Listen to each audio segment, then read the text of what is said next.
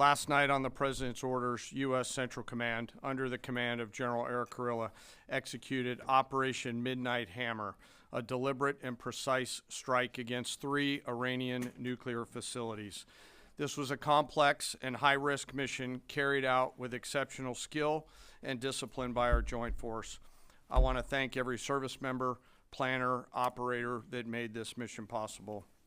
Their actions reflect the highest standards of the United States Armed Forces. This operation was designed to severely degrade Iran's nuclear weapons infrastructure. It was planned and executed across multiple domains and theaters with coordination that reflects our ability to project power globally with speed and precision at the time and place of our nation's choosing. This was a highly classified mission with very few people in Washington knowing the timing or nature of this plan. I'll refer you to the graphic on the side as I walk you through some of the operational details.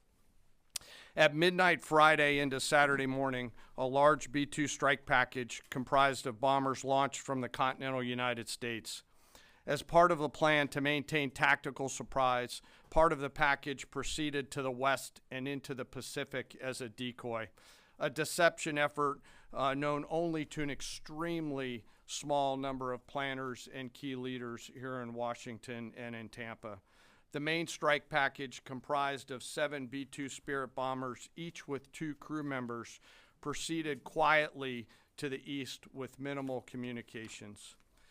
Throughout the 18-hour flight into the target area, the aircraft completed multiple in-flight refuelings. Once over land, the B-2s linked up with escort and support aircraft in a complex, tightly timed maneuver requiring exact synchronization across multiple platforms in a narrow piece of airspace, all done with minimal communications.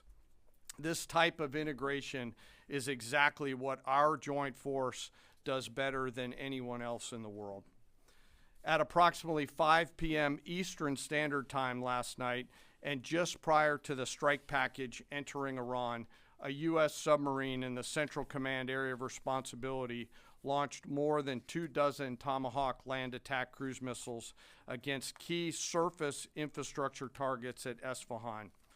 As the Operation Midnight Hammer strike package entered Iranian airspace, the U.S. employed several deception tactics, including decoys, as the 4th and 5th generation aircraft pushed out in front of the strike package at high altitude and high speed, sweeping in front of the package for enemy fighters and surface-to-air missile threats.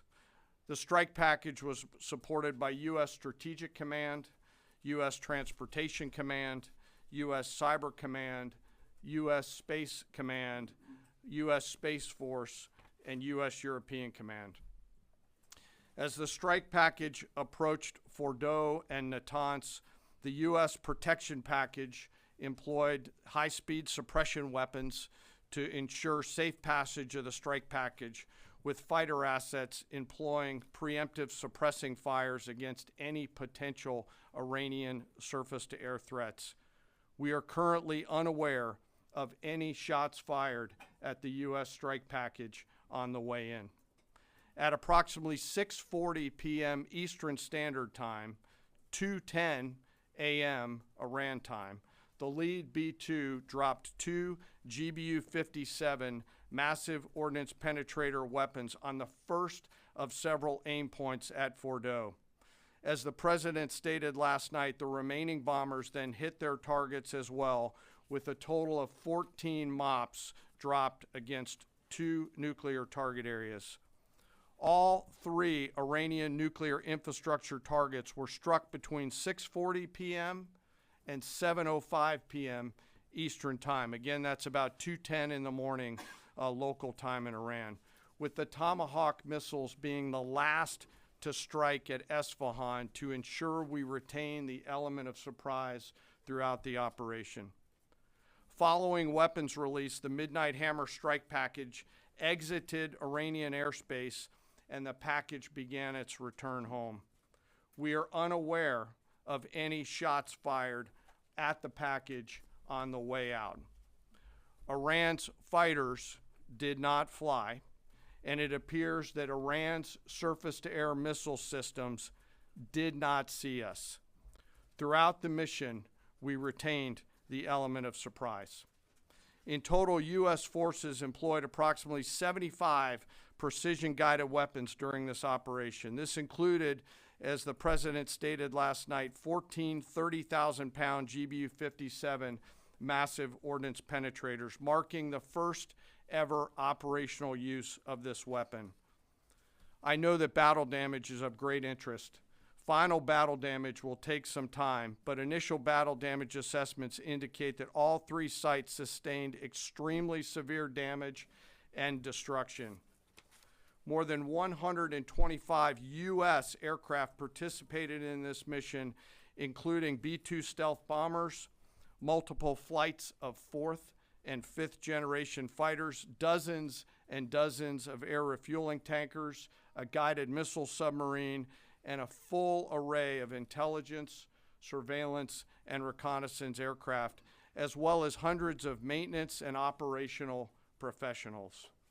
As the Secretary said, this was the largest B-2 operational strike in U.S. history and the second longest B-2 mission ever flown, exceeded only by those in the days following 9/11. Well prior to the strike, General Kurilla elevated force protection measures across the region, especially in Iraq, Syria, and the Gulf. Our forces remain on high alert and are fully postured to respond to any Iranian retaliation or proxy attacks, which would be an incredibly poor choice. We will defend ourselves. The safety of our service members and civilians remains our highest priority.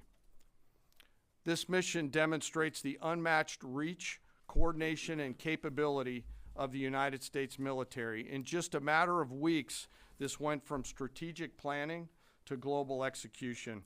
This operation underscores the unmatched capabilities and global reach of the United States military. As the President clearly said last night, no other military in the world could have done this. I join the President and the Secretary in being incredibly proud of the air crews, naval forces, cyber operators, planners, and support teams, and commanders who made this mission possible. It is their skill, discipline, and teamwork that makes this operation possible. I am particularly proud of our discipline related to operational security, something that was of great concern to the President, the Secretary, General Kurilla, and me, and we will continue to focus on this. As we stand here this morning, many assets are still airborne, and we have hundreds deployed. I ask that we keep our warfighters on their way home and our deployed service member in our thoughts. Our joint force remains ready to defend the United States, our troops, and our interests in the region. Thank you very much.